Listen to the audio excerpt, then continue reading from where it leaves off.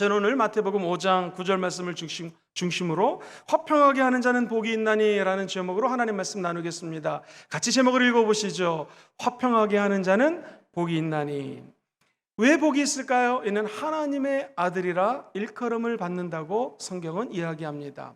우리가 피스메이커, 화평케 하는 자가 되면은 하나님이 야, 너 하나님의 아들이구나 라고 인정해 줄 뿐만 아니라 사람들이 야, 이분은 정말 예수님의 모습을 닮아가는 사람입니다 라고 인정해 준다는 것입니다.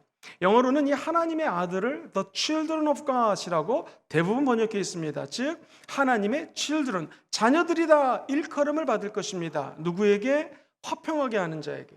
NIV라고 하는 번역은 Sons of God, 하나님의 자손들입니다 라고 하나님이 인정하고 사람들이 인정할 것이라고 번역을 했습니다. 자, 그렇다면 히브리 사람들, 이스라엘 사람들의 관습적인 마음으로 하나님의 아들을 번역하면 이런 뜻입니다. 같이 해보실까요? 하나님을 닮아가는 자. 화평하게 하는 자는 어떤 뜻인가? 점점 우리 예수님을 닮고 하나님을 닮은 자가 화평하게 하는 사람이라는 것이죠. 저 여러분들이 세상을 살면서 소망이 없고 두려움이 있고 떨며 사는 이 어두운 세상에 만약 어떤 사람이 화평케 하고요 평화롭게 삶을 인도한다면 야, 이 크리스찬 이 사람은 하나님을 닮아가는 사람이구나 라는 칭찬을 받는다라는 것입니다. 오늘 본문에서 화평하게 하는 자, 복이 있다고 그랬는데요, 우리는 어떻게 화평하는 자로서 복을 누리며 살 수 있을까요? 크게 세 가지를 나눕니다. 첫 번째로 복이 있는 사람은 모든 일을 평화롭게 해결합니다. 같이 읽어볼까요? 시작. 복이 있는 사람은 모든 일을 어떻게 해요? 평화롭게 한다는 거예요. 문제가 있어도 평화롭게 해결합니다. 문제가 없어도 지속적인 평화로운 마음으로 살아간다는 것이죠. 미국의 유명한 대법관을 지낸 워런 버거라고 하는 분이 1980년대에 이런 글을 적은 적이 있었습니다. 본인이 이 미국에서 대법관 굉장한 위치입니다. 그런데 왜 사람들이 갈수록 타락을 하고 미국의 전역에 범죄가 증가할까? 판사들, 검사들이 숨 쉴 수 없을 정도로 사건, 사고들이 밀려드는데 도대체 원인이 무엇인가 한참 고민을 했다고 합니다. 그러자 이 대법관이 두 가지를 발견합니다. 첫 번째, 가정이 붕괴되고 있기 때문이다. 두 번째, 가장 큰 이유는 교회가 힘을 잃기 때문이다 라고 미국에서 이미 1980년대에 한 대법관이 주장을 했습니다.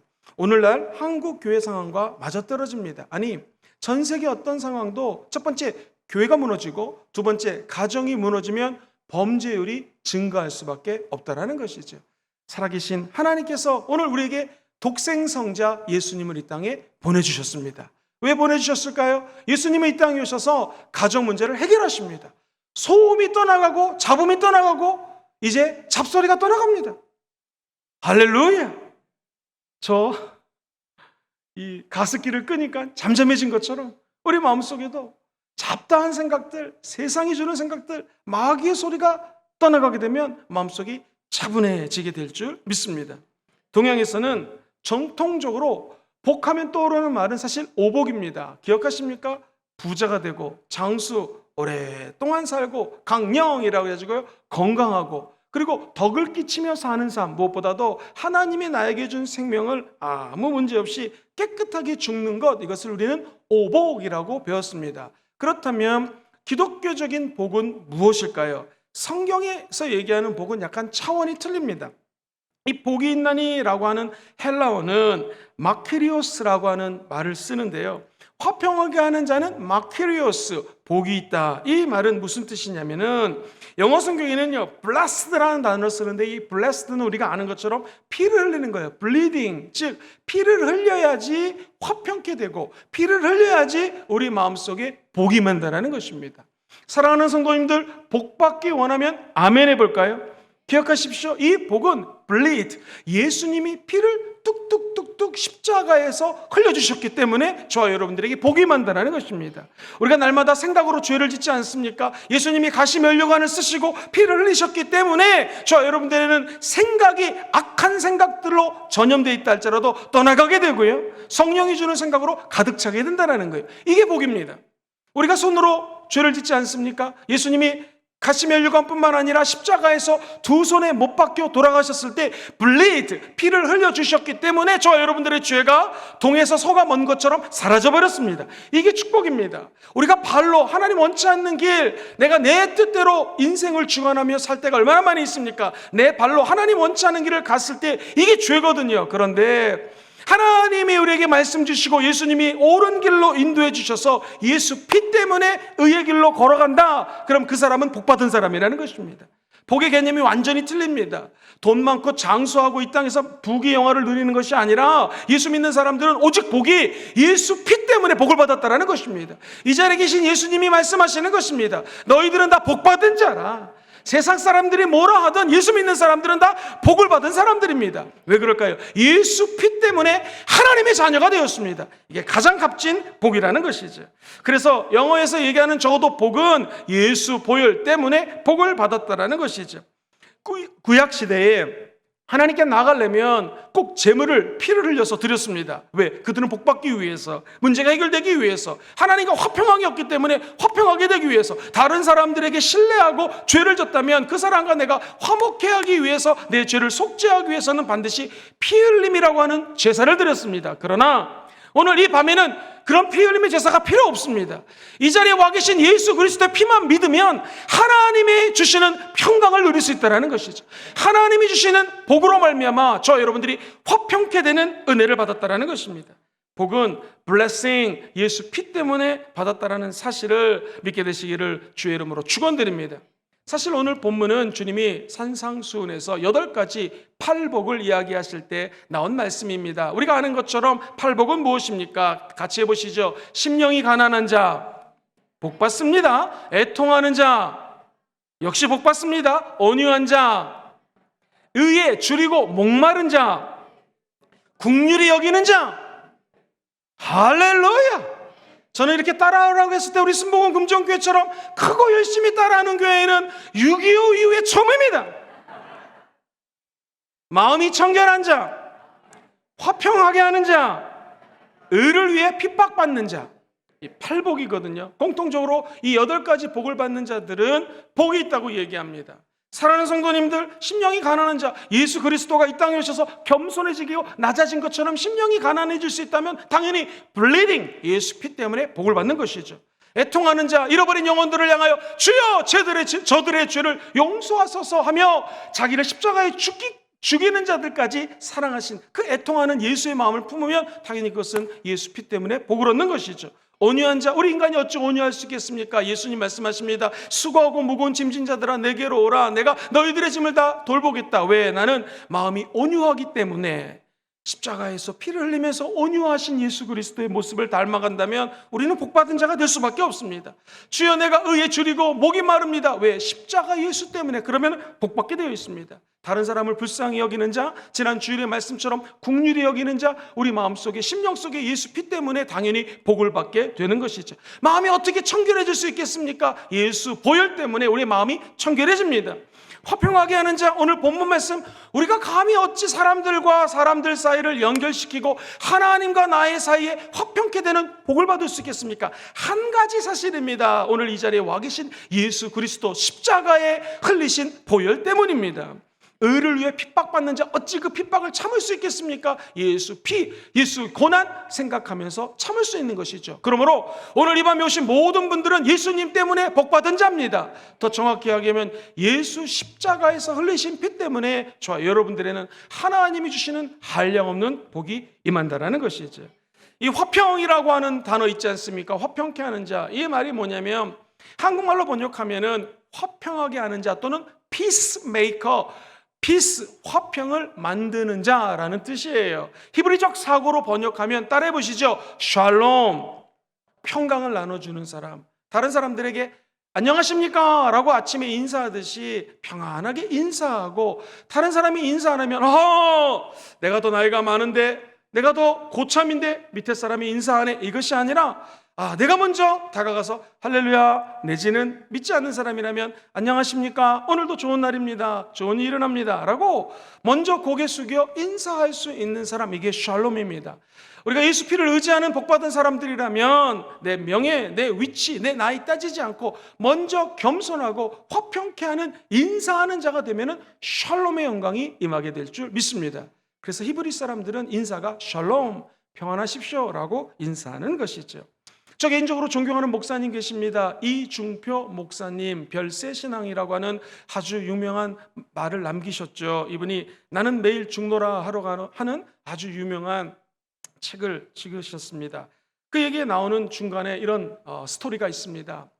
이분이 젊은 목사 시절에 한 시골에 있는 교회에서 목회를 했습니다. 그런데 한 젊은 신부가 그렇게 열심히 나와서 새벽 제단 쌓고 남들이 뭐라 하기 전에 봉사하고, 그리고 다른 사람들이 어떤 일 하면 먼저 달려가서 일해주고, 너무나 모습이 아름다워서 목회자는 이런 분을 보면 사랑할 수밖에 없습니다. 참 귀한 자매다. 기도가 절로 나왔다고 합니다. 그런데 문제는 무엇인가? 남편이 불신자예요. 남편의 일은 우체부였습니다. 우편 배달부였는데 이 남편이 일 끝나면 술만 먹고 와가지고 아내를 그렇게 때리더랍니다.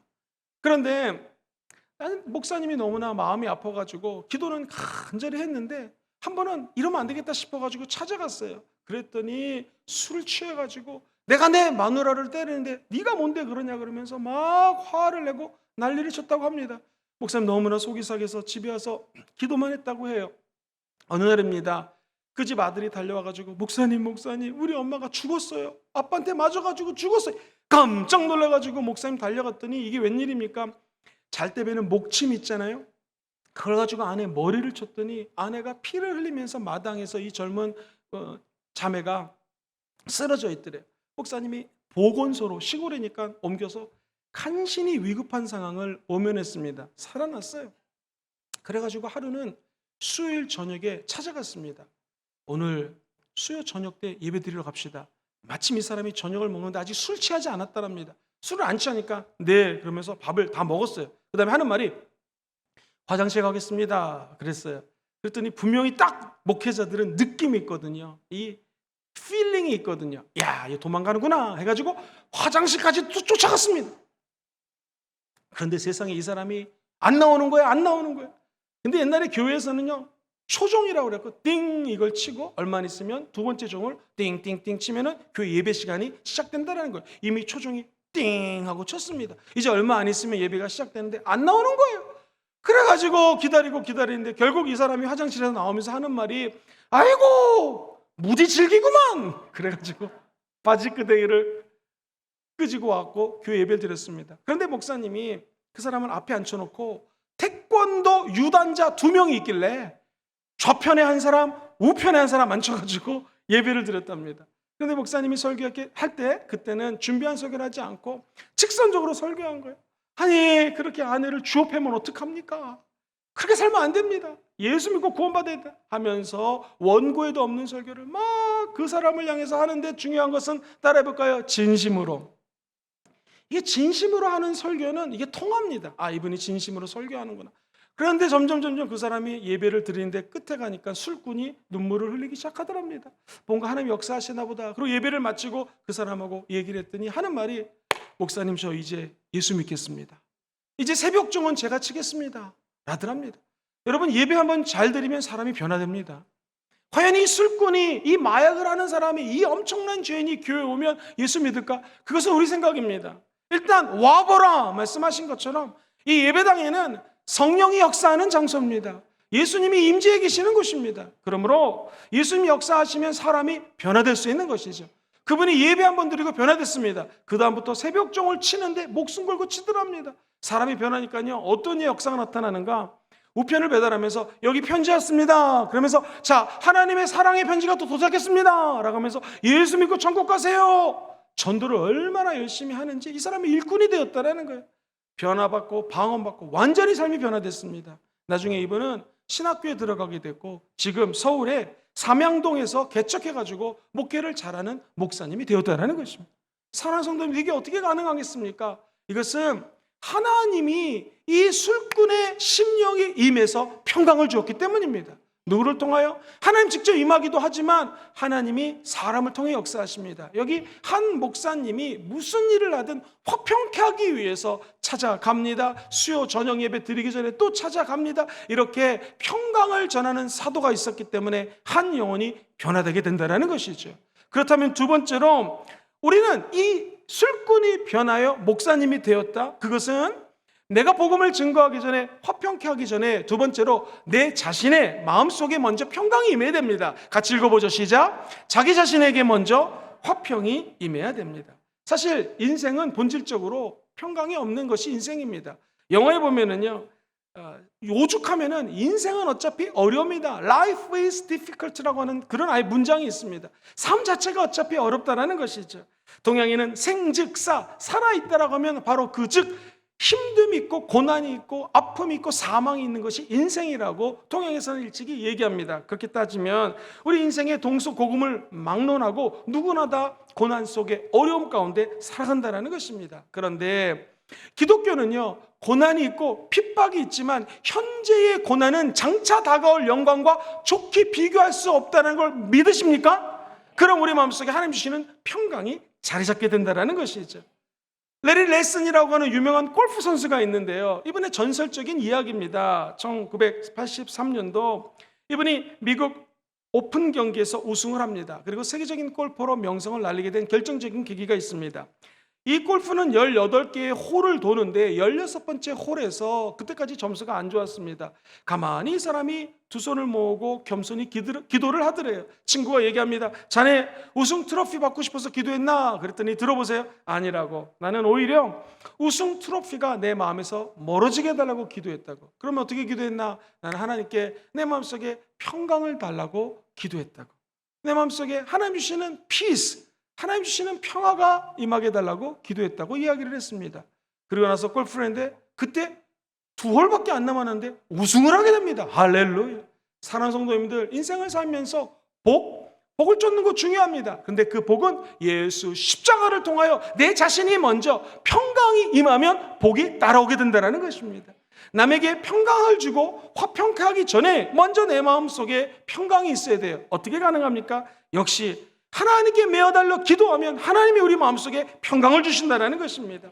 사랑하는 성도님들, 제자들 보십시오. 예수님, 나는 예수님을 믿습니다. 웬걸? 예수님이 십자가에서 죽고 피를 흘리십니다. 제자들은 그 당시 모든 염려와 두려움이 엄습해 옵니다. 내가 믿고 따랐던 예수님 별거 아닌가? 두려움이 다가오기 때문에 비전도 없어집니다. 미래도 없어집니다. 그들이 세웠던 계획조차 이제 다 흐지부지 해버립니다. 그때 우리 주님이 나와서 뭐라고 그랬을까요? 자, 짠짠짠짠, 부활하신 예수님이 1번 너희에게 먹을 것이 있을 것이다. 2번 너희들이 앞으로 잘 살게 될 것이다. 3번 너희들이 출세할 것이다. 4번 평강이 있을지어다. 정답 4번이죠. 할렐루야.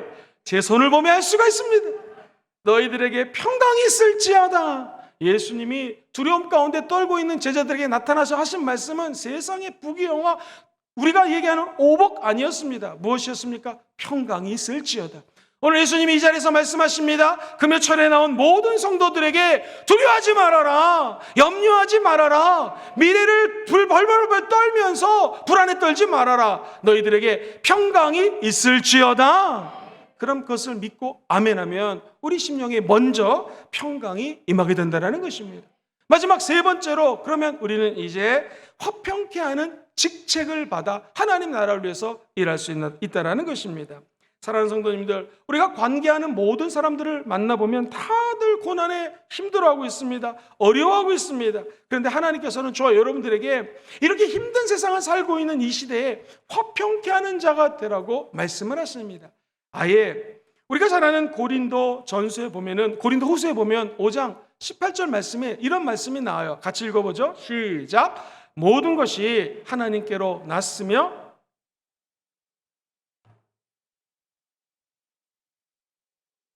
화목케 하는 뭘 주셨어요?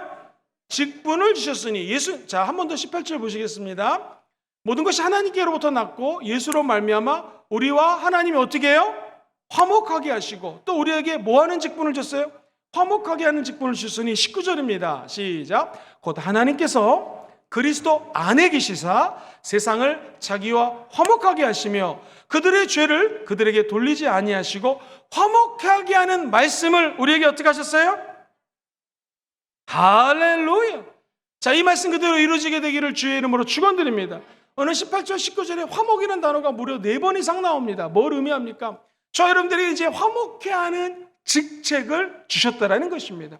여러분, 이 말씀은 고린도 후서 5장 18절인데 그 17절에 그 유명한 말이 나오죠. 조영기 목사님이 한 3,000번 넘게 인용했던 말. 그러므로 예수 안에 있는 사람들은 새로운 피조물이 되는 것입니다. 이전 것은 지나갔으니 보라 새 것이 된 것입니다. 할렐루야.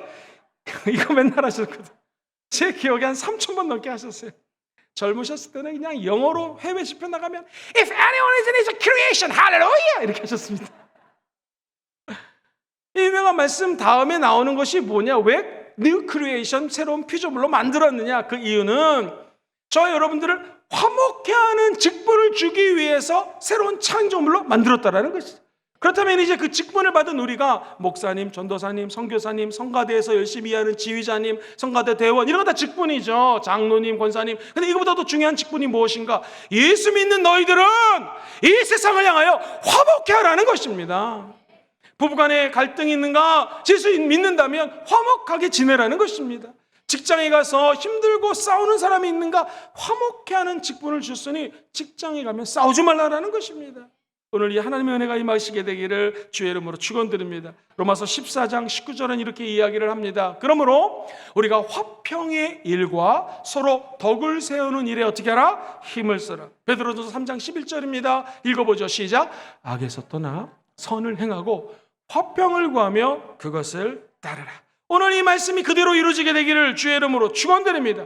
화평케 하는 자 누구겠습니까? 예수 믿고 구원받은 저와 여러분들을 의미합니다. 이제 우리는 화평케 하는 자로 거듭났다라는 것이죠. 하나가 된다라는 것, 그것은 서로 화목하다라는 것입니다. 조금 길지만 성경 말씀 하나 읽었으면 좋겠어요. 요한복음 17장 11절로 13절 말씀 크게 읽어봅니다. 시작.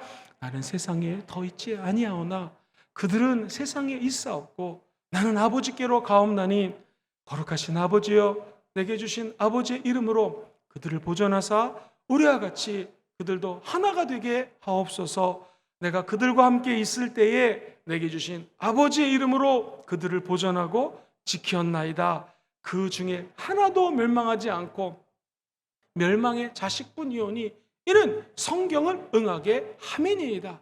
지금 내가 아버지께로 가오니 내가 세상에서 이 말을 하옵는 것은 그들로 내 기쁨을 그들 안에 충만히 가지게 하려 함이니라.